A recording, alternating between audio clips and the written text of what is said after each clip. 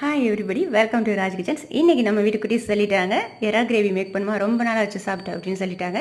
சரின்னு சொல்லிட்டு இன்றைக்கி எறா கிரேவி தான் மேக் பண்ணியிருந்தேன். எறா கிரேவி மேக் பண்ணிவிட்டு பவுலில் சேஞ்ச் பண்ணிவிட்டு அந்த பேனில் கிரேவி கொஞ்சம் இருந்துச்சு, அதில் சாதம் ஆட் பண்ணி ஒரு கிளறி எடுத்து வச்சுக்கிட்டேன். இந்த மாதிரி நீங்கள் ஆட் பண்ணி சாப்பிட்டு பாருங்கள், ரொம்ப டேஸ்டியாக இருக்கும். இன்றைக்கி 1 கிலோ எறா எடுத்து நல்லா க்ளீன் பண்ணி எடுத்துக்கிட்டேன். பேன் எடுத்து ஆயில் விட்டு சோம்பு உளுந்தம்பருப்பு ஆட் பண்ணி லைட்டாக பொரிய விட்டுட்டு வெங்காயம் தக்காளி பச்சை மிளகாய் 3ஐயும் ஆட் பண்ணிவிட்டு 1 டீஸ்பூன் உப்பு ஆட் பண்ணி கிளறி எடுத்துக்கிட்டேன். இந்த மாதிரி உப்பு ஆட் பண்ணி பண்ணும்போது நமக்கு ஆயில் குறைச்சி எடுத்துக்கலாம், அப்போ நமக்கு ஒரு சேவிங்ஸாக இருக்கும். இந்த அளவுக்கு வதக்கி கொண்டு வந்துடுங்க. இந்த டயத்தில் இறால் ஆட் பண்ணிவிட்டு 1 ஸ்பூன் மிளகாய்த்தூள், 1 டீஸ்பூன் மஞ்சள்தூள் ஆயிலில் பட்டு கிளறி விட்டுருங்க. பச்சை நெடித்தன்மை சேஞ்ச் ஆகிடும்.